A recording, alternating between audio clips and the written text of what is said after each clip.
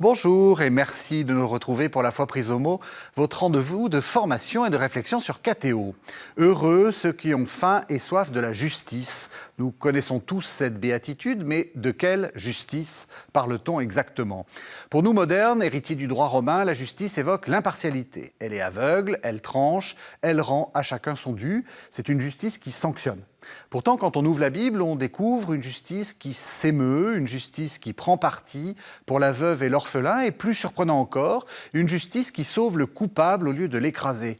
L'histoire de la lecture a souvent opposé les deux textes. Nous avons fini par croire qu'il y avait une justice de la loi dans l'Ancien Testament, dépassée par la justification par la foi dans le Nouveau. Est-ce exact? N'est-ce pas un très gros contresens? Pour recoudre ce que l'histoire a parfois déchiré, je reçois deux invités. Le frère Jacques-Benoît Rocher, bonjour. Bonjour. Vous êtes dominicain, vous êtes moraliste, vous êtes maître de conférence à la faculté de théologie de l'Université catholique de Lyon. Et puis le père Pierre de Martin de Viviès. Bonjour, vous êtes sulpicien bibliste et professeur d'exégèse biblique à la faculté de théologie de l'Université catholique de Lyon, exactement. Alors, peut-être avant de commencer, Pierre de Martin de Viviers, vous êtes sulpicien. Qu'est-ce que c'est qu'un sulpicien? Il y a un petit logo là sur votre... vous avez le col romain, vous êtes prêtre, et vous avez un petit logo. Alors, le logo représente un A et un M entrelacés, Hospice Maria, qui est la devise de la Compagnie des prêtres de Saint-Sulpice, qui est une compagnie qui a été fondée au XVIIe siècle et dont la mission principale est la formation des prêtres. Donc on trouve des sulpiciens d'abord dans les séminaires, ce qui est aussi mon cas, puisque je suis également membre de l'équipe du séminaire Saint-Irénée à Lyon, et puis dans les universités et un peu partout dans les lieux où il y a de la formation. C'est ça notre cœur de cible. Votre charisme. Notre charisme. Alors vous êtes, quant à vous, bibliste. Il y a une longue tradition de biblistes sulpiciens. Peut-être pour commencer, quelques précisions sur les mots. Il n'y a pas qu'un seul mot pour dire justice dans la Bible, et en particulier dans l'Ancien Testament. Alors il y en a plusieurs, effectivement. Il y a un couple de deux termes que l'on rencontre très souvent, tzedaka et mishpat. Alors, tzedaka, on le traduira souvent par justice, encore que les anglo-saxons le traduisent parfois par droiture, righteousness, quelque chose comme cela. La racine qui est à la base a donné beaucoup de termes. Le juste, la justification, qualifier quelqu'un de juste, tout ça vient sur la même racine qui est très employée puisque toutes ces déclinaisons, il y en a plus de 400 emplois dans l'ensemble de l'Ancien Testament. Et puis l'autre terme, mishpat, alors qu'on traduira souvent par le droit, même si les deux termes sont souvent présentés un peu en parallèle. Alors là, c'est intéressant, mishpat, parce que ça va de la racine qui est à la base, signifie à la fois juger et gouverner. Et c'est un vocabulaire qui va être utilisé pour parler de l'action, et notamment l'action du roi, puisque une des premières fonctions du monarque dans l'Ancien Orient est d'assurer le respect de la justice dans son royaume. Et on trouve dans la Bible d'ailleurs un livre qui est le livre des juges, mais quand on lit ce livre des juges, on s'aperçoit qu'ils ne rendent pas la justice, ce ne sont pas des magistrats, à une exception près, qui est la prophétesse Déborah, mais sinon ce sont en fait des gouvernants, mais leur action de gouvernement amène au règne de la justice. On a un peu la même idée dans le langage courant, quand on parle de la justice comme d'une institution, l'institution judiciaire, et puis cette sorte de... je ne sais pas comment dire ça. Est-ce que c'est une norme? Comment est-ce que vous la définiriez? Le fait que les choses aillent bien, en fait, que les choses se déroulent conformément à un idéal, à une norme. Alors oui, c'est vrai, je pense qu'on a cette idée dans le langage courant, effectivement. Mais il me semble qu'il y a une spécificité biblique qui est intéressante de creuser, surtout aujourd'hui où le terme justice parfois peut sembler un petit peu froid et un peu extérieur. Il me semble que dans les deux termes là, que tu as rappelés, il y a toujours l'idée de dire que la justice est une relation, ou est le rétablissement d'une relation. La justice met en contact avec d'autres personnes concrètes, soit celui qui rend la justice, soit les membres d'un peuple, finalement. Et ça, je trouve que cette dynamique assez incarnée de la justice, Peut-être aujourd'hui, on a un peu tendance à l'oublier en voyant la justice comme un ensemble de procédures, de textes un peu froids, et qu'on plaque peut-être d'ailleurs cette lecture sur notre tradition chrétienne, et en particulier sur la Bible, ce qu'elle ne dit pas, d'après ce que je comprends aussi de cette explication étymologique. Ouais. Oui, vous avez l'impression qu'il y a une forme de juridisme, c'est ça, qui s'introduit, ou quelque chose comme s'il n'y avait qu'une seule norme qui était la norme juridique? C'est un peu ça? Oui, je crois qu'il y a une forme de juridisme qui existe dans nos rapports sociaux aujourd'hui, oui, mais qui vient d'assez loin. Oui. Je crois qu'on a quand même de plus en plus l'idée qu'une décision juste, c'est une décision qui correspond à une procédure sur laquelle on se sera mis d'accord. Mais l'idée qu'il y a une personne derrière, finalement une décision de justice, une personne qui est lésée, une personne avec laquelle on va rétablir une relation, c'est peut-être parfois quelque chose qu'on a évacué. Le Nouveau Testament ne va pas changer, en fait, parce que Paul, en fait, quand il parle de la justice de Dieu, c'est exactement ce que vous dites. Voilà. Alors peut-être derrière ce terme justice de Dieu, il y a plusieurs choses, en fait, qui se recoupent, parce qu'il y a bien dans le terme justice de Dieu l'idée quand même d'une action judiciaire. Il ne faut pas l'évacuer complètement, elle est présente. Et il y a, on trouve, peut-être l'occasion d'y revenir, on retrouve dans la Bible des scènes de jugement qui sont présentées, tant dans l'Ancien que dans le Nouveau Testament. Mais peut-être plus largement, je ferai un lien entre la justice divine et presque même les origines, la création. La justice divine, c'est ce sur quoi finalement la création est fondée et tient. Il y a l'idée peut-être d'un équilibre que Dieu garantit, une pérennité de sa création par l'application de sa justice. Dans une création qui est toujours menacée par le chaos. Comme on le voit dans Genèse 1, on part du chaos, on arrive à un monde ordonné, où chaque chose est à sa place, une place voulue par Dieu, et la justice divine est un garant de cet équilibre qu'on pourrait presque, avant d'être un équilibre humain, être déjà un équilibre cosmique pratiquement. Ça, c'est intéressant. L'idée qu'il y a une sorte que la justice, c'est pas simplement la justice humaine, c'est qu'il y a une sorte de justice préétablie. Oui, et puis c'est pas je revendique d'abord mon droit individuel, ça c'est aussi quelque chose qu'on entend très souvent aujourd'hui. Ouais. La justice, c'est d'abord que moi, je vais être reconnu comme ayant des droits qui vont être défendus. C'est dire je rentre en harmonie avec un ordre qui me précède quelque part. Et j'aime bien cette analogie ou cette idée qui dirait que être juste, c'est sonner juste quelque part, avec une sorte de symphonie qui serait écrite, par exemple, par Dieu. Et être juste, c'est sonner juste avec cet ordre du monde tel que Dieu l'a voulu. Je l'ai presque reprendre l'expression. Voilà. Le juste, c'est celui qui est accordé sur Dieu. Oui. Voilà. Comme un instrument peut être accordé, et c'est toujours une analogie musicale, plaçant du coup le fait Dieu comme parfaitement juste, puisque totalement accordé à lui-même. Pour les hommes, ça peut être un peu plus difficile. Oui, c'est ça, parce que quand on lit, par exemple, qu'Abraham, c'est le symbole de la justice, on sent qu'Abraham, il a ses errements, y compris géographiques, mais il y a quelque chose de, comme vous dites, ça consonne. Ça... Oui, c'est-à-dire que le juste, en étant accordé, alors plus ou moins accordé à Dieu, participe volontairement d'ailleurs au plan de Dieu, au projet de Dieu. Il y a cette idée que l'on va retrouver chez ces personnages justes. Ils ne sont pas si nombreux que ça à être déclarés spécifiquement justes. On peut penser à Noé. On peut penser à Abraham, effectivement, qui est spécifiquement déclaré juste. Dans le Nouveau Testament, on peut penser à Joseph. Joseph, l'homme juste par excellence, qui est accordé à Dieu et qui participe pleinement au plan de Dieu. Donc je crois qu'il y a un peu cette idée derrière le thème de l'homme juste. Moi, j'ai envie de rebondir un peu là sur cette idée musicale, parce que ça fait écho un peu là, ce que tu dis je trouve vraiment ce qu'est la justice dans la Bible et dans la tradition chrétienne. C'est justement pas juste suivre une partition, si j'ose dire ça. C'est aussi se dire, j'écoute ce qui se passe autour de moi, je regarde un chef concret qui est le chef d'orchestre, et puis je vais adapter aussi ma lecture de la partition aux instructions que va donner le chef d'orchestre, aux autres instruments aussi. Peut-être au début, je vais accorder mon instrument pour qu'il puisse être tout à fait en phase avec l'atmosphère dans laquelle je me trouve.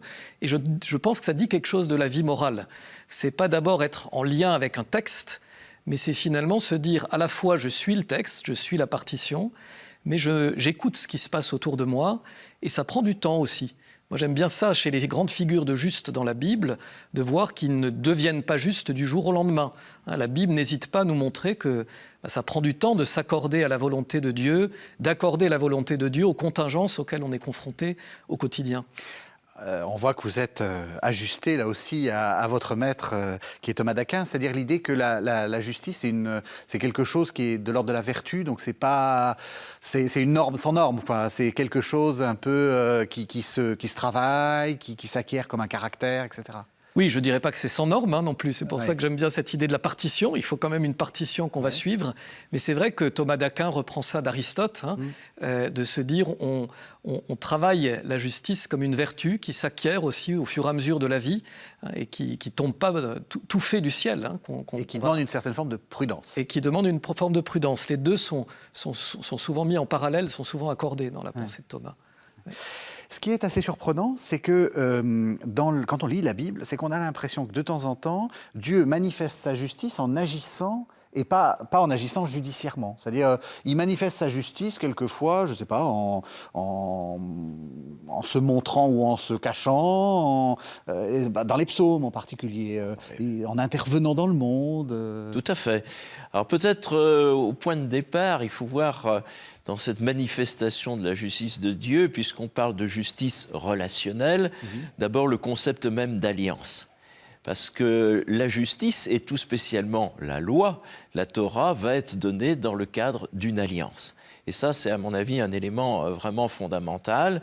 Dieu fait alliance. Alors fait alliance, je pense ici bien sûr d'abord à l'alliance mosaïque, l'alliance conclue sur le Sinaï, qui est d'ailleurs dans le cadre d'une opération de délivrance, de salut. C'est après la sortie de l'esclavage en Égypte, où on a une intervention salvifique de Dieu.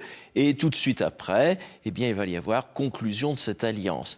Et une alliance qui, au départ, est conçue, et là on rejoint l'idée juridique, véritablement comme une sorte de contrat.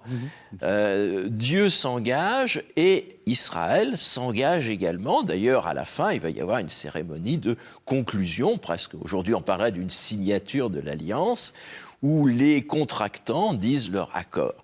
Et avec cette alliance est donnée une loi, une Torah, alors qui va connaître après bien des développements, évidemment, mais dès la base, il y a une règle de comportement, il y a des normes, et là on peut employer ce terme, il y a un guide. D'ailleurs, c'est très intéressant parce que Torah, on traduit généralement souvent par loi, ce serait peut-être plus juste de traduire par instruction. Voilà, il y a un guide, il y a un mode d'emploi de l'alliance, en quelque sorte, pour que tout aille bien. Parce que l'idée majeure que l'on trouve, notamment typiquement dans le Deutéronome, c'est que ce chemin qui est codifié quelque part dans l'Alliance est un chemin de bonheur pour l'homme. Et ça, c'est quelque chose qu'il ne faut jamais oublier. C'est pas une contrainte, c'est pas un fardeau à porter, c'est vraiment le chemin de bonheur que Dieu propose à l'homme. Après, il aura la liberté de l'emprunter ou de ne pas l'emprunter. Mais au départ, l'alliance, c'est vraiment pensé vraiment comme un contrat. Et on a un modèle qui est donné dans l'Ancien-Orient, qui sont les contrats d'alliance que les rois puissants, le roi d'Assyrie typiquement, faisaient signer à des rois plus faibles, expliquant les droits et les devoirs de chacun. Alors évidemment, ce n'était pas toujours très équilibré le contrat. Le roi d'Assyrie avait la part du lion, mais il s'engageait quand même. Et il s'engageait à quoi? À donner à ce roi qui signait avec lui une terre à gouverner et une protection. Ça, c'était les deux éléments généralement qui étaient fournis. Et en retour, celui qui signait avec le roi d'Assyrie devait adopter la loi du roi d'Assyrie et se soumettre à ses ordres.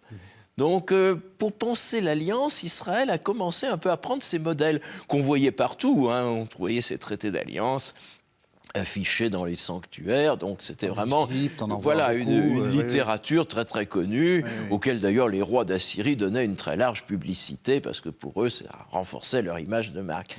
Puis après, on est un peu sorti de cette image purement contractuelle.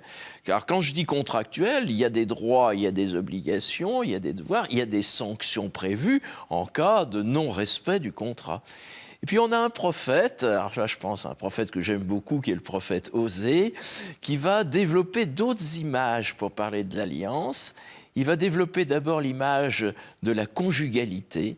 L'alliance, c'est comme le mariage. Alors là, le mariage entre Dieu et son peuple, c'est les premiers chapitres du livre d'Osée. Alors là aussi, il y a des droits, il y a des devoirs. On va voir qu'il va y avoir parfois des questions d'infidélité du côté de la partie humaine. Mais il y a une composante nouvelle qui est la composante de l'amour. Et ce qui est magnifique dans les premiers chapitres du livre d'Osée, c'est que ça commence comme un procès. Là, on est vraiment dans une action juridique où le mari intente un procès à son épouse infidèle qui représente Israël. Et puis en plein milieu, on s'aperçoit que celui qui est le juge, l'accusateur, est aussi amoureux de l'accusé. Et le procès d'un coup devient une cour amoureuse. C'est pourquoi je vais l'emmener au désert, je parlerai à son cœur, elle répondra qu'au beau jour de sa jeunesse. Et là, on bascule complètement. Et puis il y a une autre image pour dire l'alliance, qu'on va trouver au chapitre 11 de ce même livre, qui est l'alliance conçue comme un lien de parentalité. Et cette fois-ci, Israël n'est plus l'épouse, mais Israël devient le fils. Le fils que le Seigneur appelle, qu'il invite à se mettre debout. Alors un fils rebelle, ce qui arrive très souvent, mais un fils qui est toujours aimé. Et lorsque Dieu va intervenir, il le dit, il n'interviendra pas comme un homme, il n'interviendra pas avec fureur, parce qu'il est Dieu et non pas homme, et c'est avec tendresse qu'il viendra vers son Fils. Donc là, on va faire un peu voler en éclats la dimension purement contractuelle. Dans le traité d'alliance, on est dans un pur contrat. Dans le contrat de mariage, il y a aussi l'amour qui unit les participants. Et puis dans la relation entre un parent et son enfant, là, on n'est plus vraiment dans une dimension contractuelle. C'est l'amour qui prime. Est-ce qu'on peut transposer, Gérard, en deux sens, est-ce qu'on peut transposer ça à notre vie, j'allais dire collective? Est-ce qu'il y a une relation d'alliance pareille entre Dieu et l'Église, par exemple, le Christ et l'Église, et évidemment une forme plus personnelle, donc dans la vie spirituelle? Est-ce que ça vous semble, ce modèle-là, ça fonctionne assez bien? Ah oui, tout à fait. Je crois que l'alliance, il faut toujours garder en tête que l'alliance de Dieu avec l'humanité est quand même l'élément central de notre foi chrétienne, et sans doute aussi de la foi juive, puisque c'est des textes qui nous viennent aussi du judaïsme. Et moi, il y a quelque chose qui me parle souvent, c'est de toujours se rappeler que Dieu fait alliance avec son peuple, Dieu libère son peuple avant de lui donner une loi. Et ça, c'est aussi quelque chose qui me semble important, de dire cette promesse de bonheur, cette promesse de libération, cette expérience d'un Dieu qui veut d'abord le bonheur de son peuple, précède le fait que Dieu va demander de respecter un certain nombre de normes. Et ça, c'est quelque chose qu'on voit aussi dans la tradition chrétienne et dans la meilleure spiritualité ou dans la meilleure théologie. Alors là, je pense à Thomas d'Aquin au XIIIe siècle. On est des siècles après l'Ancien Testament, mais je pense que c'est la même dynamique. Quand on voit quand il commence son traité de morale, il commence par parler de la béatitude, de ce vers quoi on va tendre dans une vie avec Dieu. C'est d'abord le bonheur. C'est ça qu'on recherche dans la compagnie avec Dieu et la compagnie avec les autres. Je vous propose qu'on fasse une première pause dans les textes et qu'on aille lire, alors je suis désolé, c'est pas Osée, c'est Amos. On va lire le chapitre 5. C'est très bien aussi. Vous aimez Amos, oui, pas de souci. vous validez Amos. Je valide Amos pleinement. Eh bien, nous allons écouter Amos. C'est les versets 21 à 24 du chapitre 5. Je hais, je méprise vos fêtes. Je n'ai aucun goût pour vos assemblées. Quand vous me présentez des holocaustes et des offrandes, je ne les accueille pas. Vos bêtes grasses en sacrifice de paix, je ne les regarde pas. Éloigne de moi le tapage de tes cantiques, que je n'entende pas la musique de tes harpes, mais que le droit jaillisse comme une source et la justice comme un torrent qui ne tarit jamais. Voilà, on est donc dans cette émission qui parle de la justice avec le frère Jacques-Benoît Rocher, dominicain, et le père Pierre-Martin de Vivier, sulpicien. Donc le livre du prophète Amos commence à dire, en fait, arrêtons, vous n'avez plus de boulot là, vous n'avez plus besoin de faire la messe, allons directement nous occuper des pauvres. Alors Amos, il faut le situer un peu dans le temps. Alors, Amos, il intervient, c'est vers 750 avant notre ère à peu près, il intervient dans un royaume, le royaume d'Israël, qui est un royaume qui est puissant globalement à l'époque. C'est une moyenne puissance et c'est un royaume où il y a une injustice phénoménale. À peu près, il va le dénoncer d'ailleurs dans de très nombreux oracles, rien ne fonctionne apparemment, et notamment la justice humaine, puisqu'il va dénoncer des dysfonctionnements graves, puisque les justes sont condamnés au tribunal, les pauvres sont vendus pour le prix dérisoire d'une paire de sandales. Donc il y a des graves dysfonctionnements de la justice humaine, mais en parallèle, il y a de magnifiques célébrations liturgiques. On offre à Dieu, pensant lui faire plaisir, des sacrifices, des holocaustes, des béliers, des taureaux par centaines. Et quelque part, c'est un moyen pour les autorités, pour les notables, quelque part de se donner un peu bonne conscience. Voilà, on a offert tout ce qu'il fallait. C'est d'ailleurs très intéressant, on trouve dans des textes comme le Lévitique l'expression que l'on va apaiser la face de Dieu par la bonne odeur des sacrifices. Alors là, les prophètes, alors Amos, c'est le premier chronologiquement, mais presque tous vont lui emboîter le pas, vont vraiment dénoncer cette idée que l'on peut s'acquitter de ses devoirs envers Dieu avec un magnifique culte sacrificiel, alors qu'en même temps, on viole les principaux préceptes de la Torah en opprimant les pauvres. Alors ça va être un leitmotiv, c'est un peu ce que l'on a entendu dans cette lecture, ça sera repris, y compris par Isaïe, par d'autres prophètes. Le Seigneur est plutôt indisposé par le culte qu'on lui offre, précisément parce que ce culte ne reflète pas l'intériorité de ceux qui offrent les sacrifices, qui, en dehors du sanctuaire, se conduisent en violation complète des commandements de la Torah. Est-ce qu'il y a une actualité là aussi? Je sais que vous avez écrit un livre sur sur le vote, la justice politique aussi. Oui, important. alors moi je trouve qu'il y a une actualité, quand on lit ces textes, on se dit qu'ils n'ont pas pris une ride. Hein. Alors même il y a une actualité, je trouve, dans toute la tradition de l'Église, c'est-à-dire cette espèce d'opposition entre le culte qui aurait lieu au temple, à l'Église, et de l'autre côté la défense des pauvres. C'est quand même une tension qui traverse, j'ai l'impression, toute l'histoire de l'Église. Moi je pense en particulier à un très beau sermon de Saint Jean Chrysostome qui dit « Tu veux honorer le Christ, tu veux honorer le corps du Christ, mais ne l'honore pas ici à l'Église avec de la soie, avec des beaux vêtements liturgiques, en le laissant mourir à l'extérieur quand il meurt de froid dans le corps des pauvres. » Jean Chrysostome appelle ses auditeurs à ne pas choisir entre la beauté du culte liturgique et le soin du pauvre. Ça fait tout un quand on veut vraiment servir Dieu. Et puis, voilà, on pourrait parfois avoir un peu tendance, si je pense au pape récent, à opposer, je ne sais pas moi, un Benoît XVI qui serait un grand amateur de liturgie et un François qui serait un défenseur des pauvres. En réalité, quand on regarde leurs textes, c'est pareil, ils nous appellent à tenir cette tension. Je relisais récemment encore la première encyclique de Benoît XVI là-dessus, Deus Caritas Est. Il dit, une église, elle doit toujours annoncer la parole, elle doit célébrer et elle doit s'occuper de la diaconie, du service des pauvres. Et je crois que là, il y a une tension chrétienne qu'il ne faut jamais oublier. Est-ce qu'il faut faire de la politique?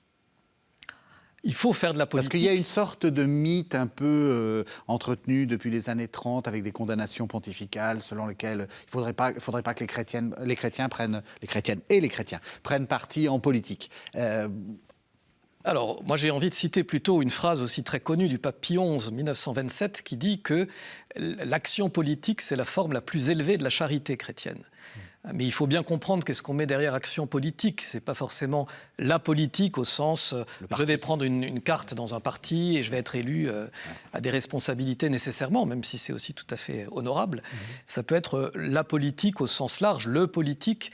Je suis dans une association de quartier, je suis engagé dans une association de parents d'élèves, dans un syndicat. Je me préoccupe en fait de la vie de la cité. Là, je crois qu'on est tout à fait en accord avec le prophète Amos, avec Jean Chrysostome, avec toute cette tradition chrétienne qui dit « je ne peux pas faire des tranches de saucisson avec ma vie chrétienne » et me dire « je suis chrétien à l'Église et je ne me préoccupe pas de la traduction concrète de ça dans la vie sociale ». C'est quoi le contenu ? Il y a les pauvres. Et quels sont les grands thèmes Alors, il y a déjà 3 catégories de personnages qui reviennent très très fréquemment, qui sont la veuve, l'orphelin et l'immigré. Alors ça, on le retrouve, c'est une triade que l'on retrouve très très fréquemment. Alors pourquoi ces 3 personnages parmi les autres ? Parce que ce sont des personnages qui n'ont pas de défenseur. C'est ça l'idée. Normalement, la femme est défendue par son mari. On est dans des sociétés très patriarcales, hein, donc le protecteur de l'épouse, c'est son époux. Le protecteur de l'enfant, c'est son père. Et le protecteur de tout homme, c'est son clan, sa tribu, son entourage qui le défend, qui éventuellement le vengera s'il est victime de quelque oppression. Précisément, la veuve n'a plus son mari pour la défendre, et on va retrouver, y compris dans le Nouveau Testament, la veuve un peu comme le prototype de la femme pauvre, victime, parfois victime de juges sans justice. Bon. L'orphelin n'a pas de père, et donc n'est pas défendu, naturellement. Et l'immigré, il est dans une terre étrangère, il n'a plus son clan, il n'a plus sa famille autour de lui pour assurer sa protection. Et donc, face au dysfonctionnement de la justice, normalement, si la justice humaine fonctionnait, ces personnages n'auraient rien à craindre. Seulement, on l'a vu avec les prophètes, ça n'est pas le cas. Et donc, pour les protéger, en fait, Dieu va se définir comme étant lui-même leur défenseur. Et c'est pour ça qu'on va trouver dans de très nombreux textes l'idée que s'en prendre à eux, c'est s'en prendre à Dieu lui-même. Et ça, c'est pas sans conséquence parfois. Moi, j'ai envie sous le contrôle du bibliste, là, j'ai envie de dire qu'il y a un texte qui est fondamental pour moi. Là, c'est dans le livre de l'Exode, où on parle notamment de la défense, encore une fois, de l'étranger, de la veuve et de l'orphelin. Et j'avais lu que certains exégètes disaient que c'était comme une espèce de constitution, de loi fondamentale, en fait, de métanormes qui précèdent les autres législations, parce que ces 3 catégories, Dieu dit « si jamais il crie vers moi et que tu l'as maltraité, moi-même, je vais descendre pour te demander des comptes sur la manière dont tu as traité la veuve, l'orphelin et l'étranger. » Et ça, j'aime bien cette idée de dire cette espèce de loi qui précède les autres législations bibliques, c'est d'abord celle qui te rappelle justice pour le pauvre. Voilà. Tout à fait. Hein. D'ailleurs, c'est très intéressant. Là, on peut voir un peu... Il y a un passage que j'aime beaucoup dans le Deutéronome, au chapitre 15, qui traite de la question des pauvres. Alors, ça commence par l'idéal « des pauvres, il n'y en aura pas chez toi ». Parce que théoriquement, si on applique bien la Torah, et notamment, je pense à un précepte très précis, le fait que chacun a ses moyens de subsistance, puisque les terres sont réparties, chaque famille a son lopin de terre et doit pouvoir vivre de son travail. Donc, il n'y aura pas de pauvres chez toi, c'est prévu. Puis après, 3 versets plus loin, s'il y a un pauvre chez toi, peut-être qu'il y aura quelques dysfonctionnements. S'il y a un pauvre chez toi, il faudra tout de suite rétablir la situation. Il faudra que tu lui ouvres à pleine main pour le remettre, sortir de cette pauvreté le plus vite possible. Ça ne pourrait être à la limite qu'accidentel qu'il y ait un pauvre. Et puis, 3-4 versets plus loin, des pauvres, il y en aura toujours chez toi. Voilà, on admet, on passe dans le réalisme. On retrouvera d'ailleurs cette phrase prononcée par Jésus, des pauvres, vous en aurez toujours avec vous. Mais donc, vous avez une responsabilité, on pourrait dire, continue, pour faire en sorte de rétablir cette justice qui, normalement, devrait faire qu'il n'y ait pas de pauvres. Et je trouve ce texte du Deutéronome très réaliste. Voilà, on part du principe, Puis on arrive à une réalité, une triste réalité des pauvres. Il y en a encore, mais l'on doit tout faire pour qu'il n'y en ait plus. Et ça, c'est vraiment accomplir précisément la justice, puisque la justice de la Torah prévoit qu'il n'y a pas de pauvres. Ce qui est intéressant, c'est qu'on voit que dans le discours moral, les papes, en commençant par Léon XIII, le bienheureux prédécesseur du pape actuel, mais aussi Benoît XV, Pie XI, toutes les encycliques sociales, ont redéfini cette idée. Il ne s'agit pas simplement d'aller faire la charité aux pauvres, à la pauvreté uniquement matérielle. C'est très large, la pauvreté. C'est très large, la pauvreté. Le pape Léon XIV, là, pour le coup, l'a rappelé dans un de ses premiers grands textes, l'exhortation apostolique d'Ilexit Te, où il définit cette pauvreté de façon très large. Mais je crois aussi que tout ce qu'on appelle cette doctrine sociale de l'Église, donc cet enseignement des papes sur les questions économiques, sociales et politiques, elle traite bien de cette tension aussi dans laquelle doit concrètement se situer le chrétien par rapport à ces questions de pauvreté, et qui pour moi fait écho vraiment à ce qu'on a rappelé sur la Bible là. C'est-à-dire que le chrétien, il doit faire tout son possible pour lutter le plus possible contre les situations d'injustice, les situations de pauvreté, et en même temps, il sait que tout ça ne s'accomplira pas ici-bas. Et que c'est aussi dans ce royaume que Dieu nous prépare que pleinement les pauvres pourront trouver le bonheur, les pauvres pourront être comblés. Et je crois qu'il y a cette tension dans laquelle le chrétien doit se situer, qui est une bonne tension. Parce que le risque, c'est se dire finalement, je m'investis tellement pour pouvoir lutter contre la pauvreté que je finis en me rendant compte que je n'y arriverai pas par baisser les bras et à ne plus rien faire du tout. Au contraire, il faut se dire, je fais tout ce qui est en mon pouvoir, mais en même temps, je sais que le royaume parfait, c'est le royaume que Dieu nous prépare quand il vient. Et en ça, je trouve qu'il y a quelque chose de spirituellement très fort à voir qu'un temps particulier dans l'année liturgique où on parle de la justice, c'est le temps de l'Avent.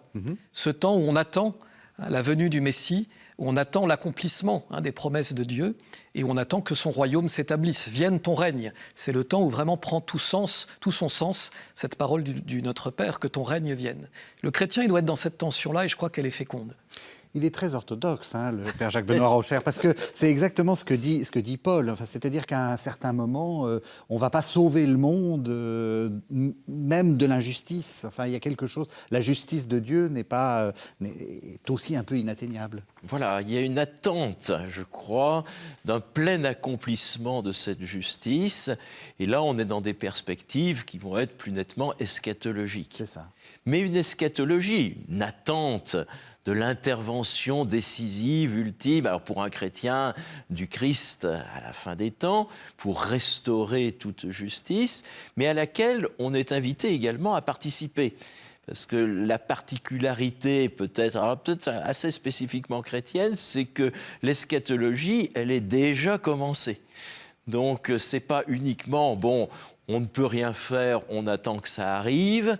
On commence le mouvement et on collabore avec le Seigneur dans un plan de restauration. Et ce qu'on disait un peu au début, restauration peut-être de l'univers entier, puisqu'il va être question souvent dans cette littérature de créer des cieux nouveaux, une terre nouvelle, où habitera la justice. Mais l'humain est impliqué dans cela. Ça ne se fait pas malgré lui. Et on pourrait même dire, ça ne se fait pas sans lui. Nous sommes partie prenante de ce mouvement, mais qui évidemment nous dépasse. Ce n'est pas à la seule force du poignet individuel que l'on va pouvoir restaurer toute justice dans l'univers. Vous parlez comme saint Paul, Pierre de Martin de Vivier. Je vous propose qu'on écoute l'Épître aux Romains, chapitre 3, versets 21 à 26. Mais maintenant, sans la loi, la justice de Dieu s'est manifestée, attestée par la loi et les prophètes. Justice de Dieu par la foi en Jésus-Christ pour tous ceux qui croient. Car il n'y a pas de différence. Tous ont péché et sont privés de la gloire de Dieu. Ils sont justifiés par sa grâce. C'est un don gratuit, au moyen de la rédemption accomplie dans le Christ Jésus. C'est lui que Dieu a exposé comme instrument de propitiation par son propre sang, moyennant la foi. Il voulait montrer sa justice, du fait qu'il avait passé par-dessus les péchés commis autrefois, au temps de la patience de Dieu. Il voulait montrer sa justice au temps présent, afin d'être juste et de justifier celui qui a la foi en Jésus. Voilà, vous êtes toujours sur KTO pour parler de justice avec le frère Jacques-Benoît Rocher, dominicain, et le père Pierre de Martin de Vivier, sulpicien. Propitiation, il y a eu un mot un peu bizarre là qui est arrivé. Propitiation, qu'est-ce qu'il voulait dire? Alors, le terme est peut-être un peu technique et peut renvoyer à un certain vocabulaire de type sacrificiel. C'est ça. De ce côté-là. Bon. Mais ça ne vient pas par hasard. Il y a eu plein d'autres textes qui ont précédé la réflexion de Paul. Revient la question aussi du procès, parce qu'il y a peut-être un procès qui nous attend à la fin des temps. Est-ce qu'on est sauvé par nos bonnes œuvres? Très vaste question, là. Voilà. Alors je crois qu'il faut toujours tenir quelque chose qui, à mon avis, est très important dans toute la vie chrétienne, c'est de ne jamais opposer Dieu et l'homme. Et le risque, je crois, ce serait de dire on est sauvé par Dieu et on ne fait absolument rien. On ne participe pas du tout à cette œuvre de salut que Dieu veut réaliser, ou au contraire, on est sauvé simplement à la force du poignet. Et ça, je crois que c'est les deux extrêmes dans lesquels il ne faut pas tomber, et dans lesquels on peut tomber parfois. On est tombé aussi dans l'histoire de la théologie. Je crois que la bonne réponse, c'est toujours de se dire on est sauvé par le Christ, mais le Christ ne veut pas qu'on soit passif, finalement, dans cette manière d'être sauvé par lui. Il désire qu'on ait la grâce d'être cause aussi de notre propre salut et de celui des autres. Parce que la Bible nous dit qu'il y a quand même une sorte d'impasse à ce qu'on pourrait appeler une sorte de justice rétributive. Hein. Ça, c'est Job. Oui. L'idée que quand on agit très bien, on est riche et en plus, on a plein d'enfants. Et puis, non, ça ne marche pas. Alors ça, c'est à la limite comme ça que s'ouvre le psautier. Le psaume 1, on vous présente la destinée du juste, celui qui siégera dans l'assemblée des justes, qui est tel un arbre planté auprès d'un cours d'eau, il flétrit jamais, il porte du fruit en son temps, tout va bien pour lui. Et puis il y a le méchant qui lui est comme une espèce de balle de paille qui est emportée par le souffle. Bon. Ça, c'est le principe, et puis on s'aperçoit que ça ne fonctionne pas. Ce qui amènera d'ailleurs un prophète comme Jérémie à contester cette justice divine. Je crois que c'est au chapitre 12, parce qu'il commence à dire à Dieu « Oh, tu es trop juste pour que je discute de droit avec toi, évidemment ». Mais quand même, on va discuter d'un certain problème, c'est qu'il y a des impies, il y a des méchants qui prospèrent, qui réussissent. Comment ça se fait? La question de Paul, Dieu est-il injuste? Voilà. Alors cette question de la rétribution, c'est-à-dire comment Dieu va-t-il, alors par rétribution j'entends à la fois récompenser le juste ou sanctionner le méchant, c'est une question qui traverse, on pourrait dire presque toute la Bible, sur des siècles. Et là, on a vraiment affaire à une théologie en recherche. C'est ça qui est intéressant. Vous citiez Job tout à l'heure. Job, c'est une étape de la réflexion. Il y en a avant, il y en a après. Et là, alors, je vais peut-être être un peu technique, le point de départ, on va concevoir une rétribution à peu près au moment de l'exil à Babylone. C'est là où on va vraiment réfléchir, parce qu'à l'exil à Babylone, on a tout perdu. On a perdu le temple, on a perdu le roi, on a perdu la terre, on se retrouve prisonnier dans une terre étrangère. Qu'est-ce qui s'est passé? Pourquoi est-on puni de telle manière? Et il va y avoir un premier schéma qui va se développer. On va dire la rétribution, d'abord elle est terrestre. Je rappelle qu'on est à une époque où on n'envisage pas de vie dans l'au-delà. Donc si on est récompensé ou puni, c'est sur cette terre. Voilà. Donc la rétribution est terrestre, elle est collective. Et là, c'est un thème que l'on va retrouver dans un certain nombre de textes, notamment dans l'histoire des rois d'Israël, qu'on trouve dans le livre des rois. L'idée qu'on peut payer pour les fautes d'un autre et que le peuple, dans son ensemble, peut payer typiquement pour la faute du roi. On peut penser au recensement ordonné par David, qui est interdit. David va être sanctionné, mais en fait, c'est des milliers de gens qui vont mourir à Jérusalem pour la faute du roi, pour laquelle ils ne sont pour rien. Bon, donc ça va poser déjà un certain problème. Donc une rétribution collective, mais aussi une rétribution, c'est là où c'est assez curieux, peut-être à nos oreilles aujourd'hui, cumulative et différée. C'est-à-dire qu'on a l'idée que la faute, le péché, s'accumule au fil des siècles. Et en ce sens-là, les générations sont solidaires. Un refrain que l'on entend souvent, c'est « nous et nos pères avons péché ». Donc on accumule, jusqu'au jour où, pour parler en termes de physique, on atteint la masse critique. Et hop. Voilà. Et ce que va dire un peu ces théologiens, qu'on appelle les deutéronomistes, vont dire à Israël en exil, c'est « vous n'êtes pas plus coupable que toutes les générations précédentes pour avoir tout perdu. En fait, vous avez rajouté la goutte d'eau qui a fait déborder le vase. » Mais les générations avant vous, et pour l'histoire de Deutéronomie, ça commence avec l'Exode même. Moïse n'est pas redescendu de la montagne quand on a déjà fabriqué le veau d'or. Bon. Donc on accumule, puis un jour ça tombe. Et le terme connexe, c'est celui de la colère. Voilà. Et un jour, Dieu règle les comptes. Voilà. Et il y a même un proverbe que l'on trouve cité en Jérémie et en Ézéchiel. Les pères ont mangé des raisins verts et les dents des fils ont été irritées. Autrement dit, les pères commettent les crimes et c'est sur les fils que ça retombe. Ça va paraître... Alors, ça peut expliquer des choses pour l'exil. Ça peut être même déculpabilisant en disant « vous n'êtes pas les plus pécheurs du monde, vous avez votre responsabilité, mais il y en a bien d'autres avant vous ». Seulement, ça va paraître un peu injuste quand même. Et il y a un prophète, le prophète Ézéchiel, qui va définir une autre théologie, alors là, qui va être strictement individuelle. On ne paye pas pour les fautes d'un autre. D'ailleurs, il dira, on n'aura plus à dire ce proverbe en Israël. C'est fini. Désormais, chacun sera jugé pour lui-même. Et donc, il va créer, en quelque sorte, on pourrait dire, des cloisons étanches. C'est-à-dire, il prend des exemples, le père est juste, le fils est pécheur, eh bien, le fils sera jugé pour ses péchés, mais le père ne pourra rien pour lui. La justice du père ne sauvera pas le fils pécheur. Mais à l'inverse, le père peut être pécheur, ça n'impactera pas le fils qui pourra tout à fait être juste et qui ne payera pas pour les crimes de son père. Donc il met un peu des cloisons étanches entre les générations, entre les individus. Mais du coup, ça ne communique plus. Et on est dans un salut strictement, ou une sanction strictement individuelle. Et c'est toujours sur cette terre que l'on est rétribué. Et on arrive au livre de Job. Alors Job pose une énigme. La souffrance du juste. Normalement, ça ne devrait pas arriver. Rappelons-nous le psaume 1. Et là, on s'aperçoit que le juste est en souffrance alors même qu'il est juste.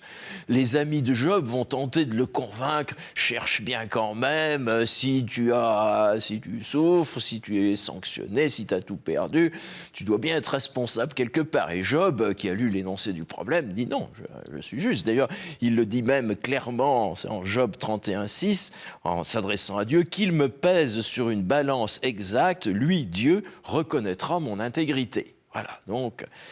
Et puis, la question reste un peu sans réponse à la fin du livre de Job, puisque, c'est peut-être d'un auteur un peu plus tardif, il va quand même y avoir mis en place dans le livre de Job une sorte de happy end, puisque à la fin du livre de Job, quand même, il va retrouver la santé, il va retrouver une famille, il va retrouver des richesses, et même, ça sera peut-être même mieux qu'avant.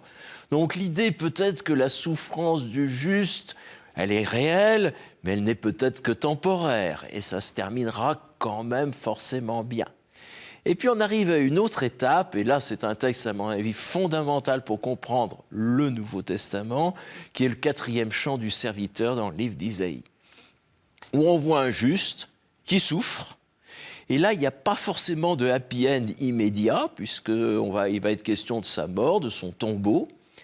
Et là, on découvre que les cloisons étanches qu'avait mis Ézéchiel ne tiennent plus, puisque les spectateurs de cette souffrance et de cette mort vont reconnaître que ce juste, ce serviteur de Dieu, persécuté, meurt à cause du péché de ses persécuteurs, mais qu'il va, dans cette mort, leur apporter la guérison. Et là, on voit quand même une grande nouveauté théologique. Donc là, on se situe à peu près chronologiquement vers la fin de l'exil, avec cette deuxième partie du livre d'Isaïe, qui, hélas, peut-être, ne va pas avoir un grand succès dans le judaïsme, jusqu'à ce qu'elle soit reprise dans la littérature chrétienne, et tout spécialement, ça va devenir une des grandes clés de lecture de la Passion de Jésus. Mais pour bien comprendre que c'est pas encore acquis, je pense au récit, alors c'est dans le genre de l'aveugle-né, où devant l'aveugle-né, les disciples de Jésus posent la question, qui a péché pour qu'il soit aveugle? Lui ou ses parents? Alors lui, c'est Ézéchiel, ses parents, c'est le deutéronomiste, on pourrait dire. Mais ils n'ont pas encore bien intégré la deuxième partie du livre d'Isaïe.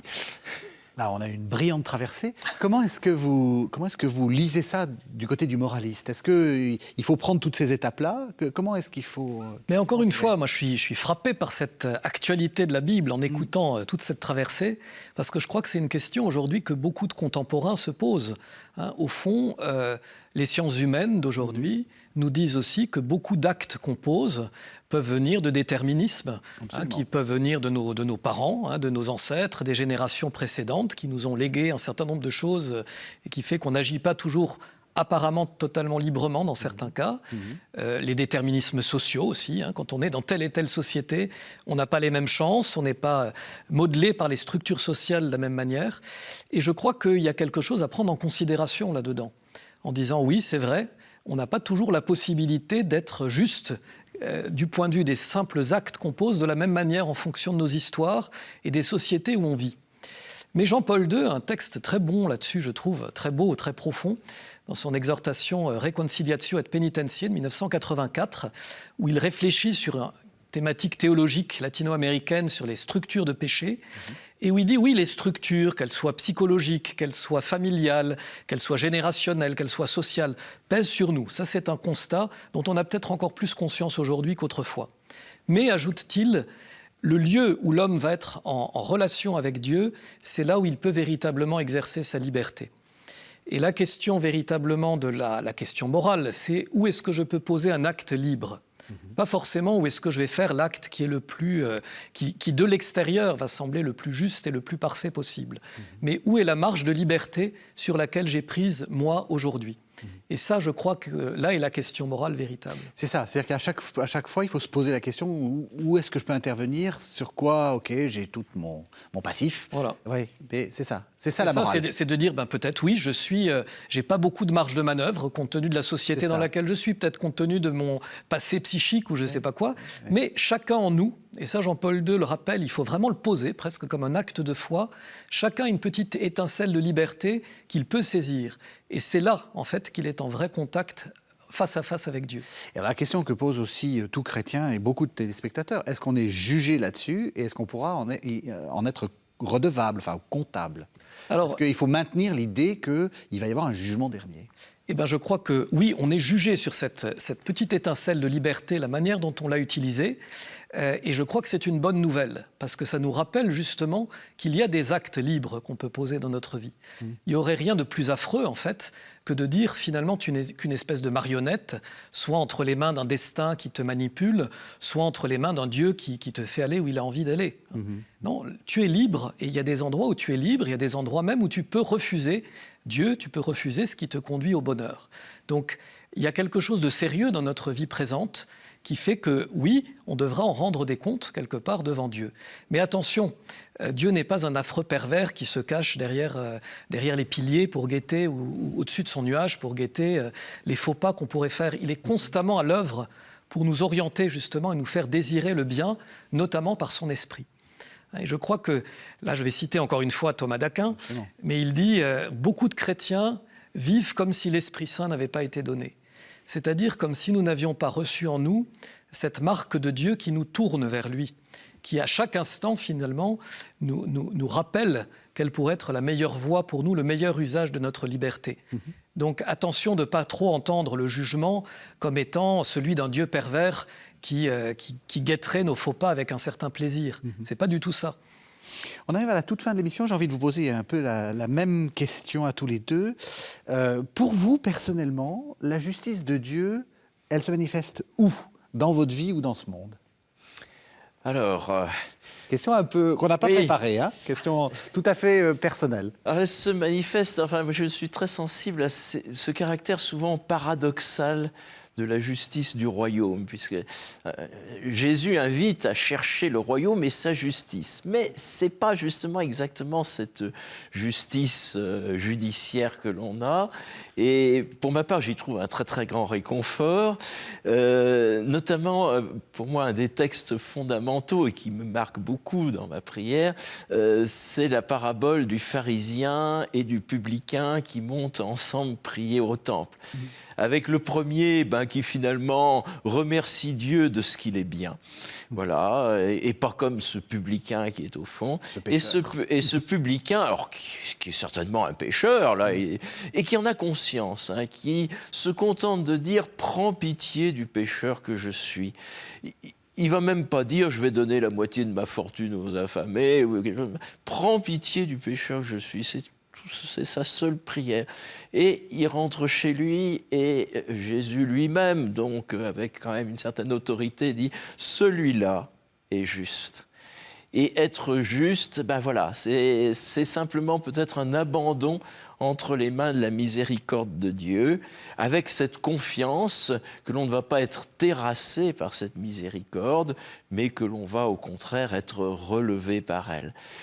C'est d'ailleurs, je pense toujours à l'épître de Jacques, alors qui pourtant insiste beaucoup sur les œuvres, mais qui dit « Pensez d'abord que vous allez être jugé par une loi de miséricorde ».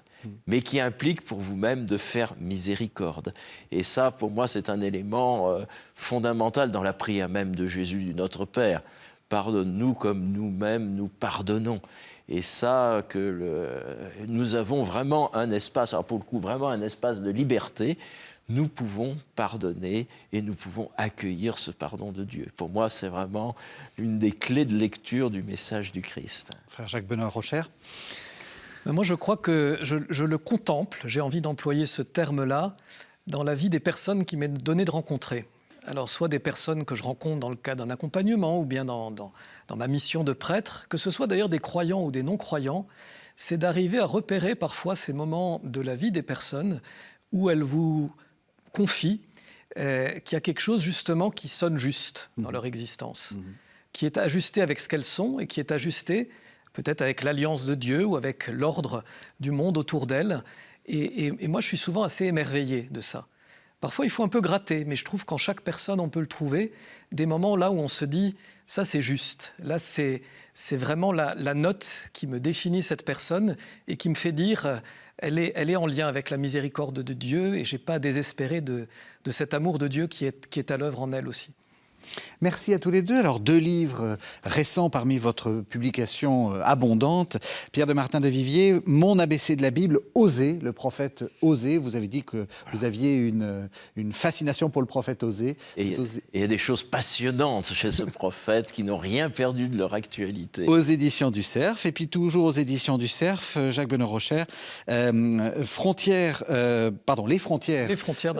d'un discours, les papes et l'accueil des migrants. On en a aussi parlé. Donc, je le dis, c'est aux éditions du Cerf. Merci de nous avoir suivis. Vous pouvez retrouver cette émission sur www.ktotv.com et sur l'application KTO. On se retrouve la semaine prochaine.